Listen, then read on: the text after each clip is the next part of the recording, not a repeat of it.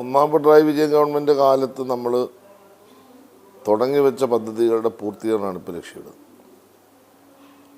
ഇപ്പോൾ കിഫ്ബി വഴി തന്നെ ഒരു 87,000 കോടി രൂപയുടെ പ്രവൃത്തി, പ്ലാൻ വഴിയുള്ള പ്രവൃത്തി, സെൻട്രൽ സ്റ്റേറ്റ് പ്രൊജക്റ്റുകൾ, ഇതെല്ലാം കൂടി വരുമ്പോൾ ഒരു വലിയൊരു മാസീവായ ഒരു ഡെവലപ്മെൻറ്റ്സാണ് കേരളത്തിൽ നടക്കുന്നത്.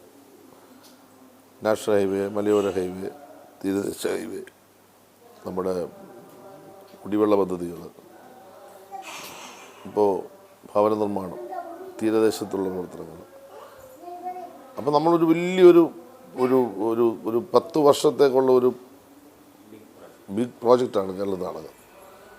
അപ്പോൾ ഗവൺമെൻറ്റിൻ്റെ ഏറ്റവും പ്രധാനപ്പെട്ടത് തുടങ്ങി വെച്ച പ്രോജക്റ്റുകളെല്ലാം പൂർത്തീകരിക്കണം. അതിന് ഞങ്ങളിപ്പോൾ വിശ്രമമില്ലാത്ത ജോലി ചെയ്യുന്നു. വലിയ തരത്തിൽ ഞങ്ങൾ ഇടപെടുന്നുണ്ട്. ഗവൺമെൻറ്, പ്രത്യേകിച്ച് പ്രധാനപ്പെട്ട മുഖ്യമന്ത്രി ഡേ ടു ഡേ റിവ്യൂ നടത്തുന്നുണ്ട് ഓരോ പ്രൊജക്റ്റുകളും, മേജർ പ്രൊജക്റ്റുകളും. അതൊരു പ്രധാനപ്പെട്ട ഭാഗമാണ്.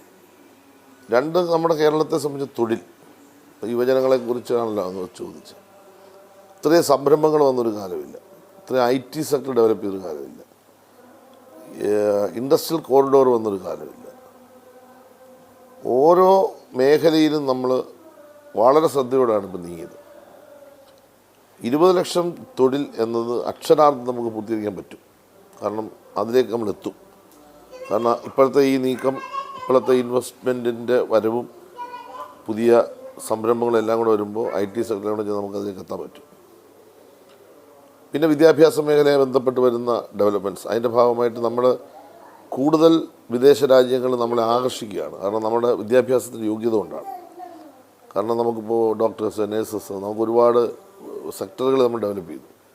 അവിടെ നിന്ന് ഇങ്ങോട്ട് ഇപ്പോൾ നമ്മുടെ വിദ്യാഭ്യാസം നമ്മുടെ പഠിക്കാനായിട്ട് ആളുകൾ വരുന്നുണ്ട്. അപ്പോൾ നമുക്ക് യൂത്തിനെ സംബന്ധിച്ചിടത്തോളം നല്ല പ്രതീക്ഷയായിരിക്കും ഇപ്പോൾ ഉണ്ടാകാൻ പോകുന്നത്. ഇപ്പോൾ ഇവിടുന്ന് കുറേ ആൾ പോയി എന്ന് നഷ്ടപ്പെടും, അതിന് കാര്യമില്ല. കാരണം പോകുന്നതനുസരിച്ച് ഇവിടെ നമ്മൾ പുതിയ ആളുകളെ ജനറേറ്റ് ചെയ്യുന്നുണ്ട്. നമുക്ക് അതുപോലെ നമ്മൾ പുതുക്കി പഠിപ്പിച്ചെടുക്കുന്നുണ്ട്. പുതിയ മോഡേണായിട്ടുള്ള കോഴ്സുകൾ മറ്റെല്ലാം വരികയാണല്ലോ. K-ഫോണൊക്കെ നമ്മൾ പൂർണ്ണമായി പൂർത്തീകരിച്ച് കഴിയുമ്പോഴത്തെ ലോകത്ത് തന്നെ വലിയ വിപ്ലവം നടക്കാൻ പോവുകയാണ്.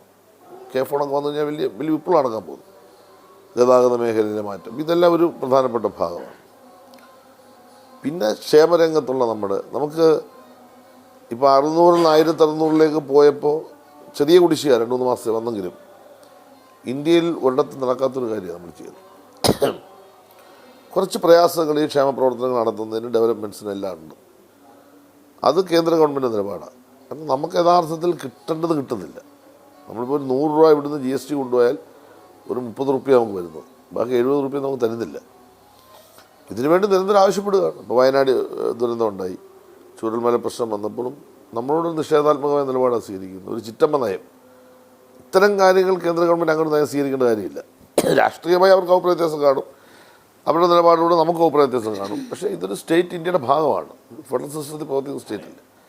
അപ്പോൾ സ്വാഭാവികമായിട്ടും നമുക്ക് തരേണ്ട പണം തന്നേ പറ്റും. അത് കിട്ടും എന്ന് പ്രതീക്ഷിക്കുകയാണ്. അത് കിട്ടുകയും ഇപ്പം നമ്മൾ നടത്തുന്ന പ്രവർത്തനങ്ങളും കൂടി ക്ലബ് ചെയ്തു പോയാൽ ഈ 16 മാസം കഴിയുമ്പോൾ തീർച്ചയായിട്ടും കേരളത്തിൽ ഇടതുപക്ഷത്തിൻ്റെ എന്തെങ്കിലും മാധ്യമ വിചാരണയിൽ പെട്ട് മോശമായ തരത്തിൽ ഇടതുപക്ഷത്തെ ചിത്രീകരിക്കുന്നത് ഉൾപ്പെടെ എല്ലാം അവസാനിച്ച് 3ാം ഭരണത്തിലേക്ക് വരും എന്നാണ് എൻ്റെ ഒരു റീഡിങ്.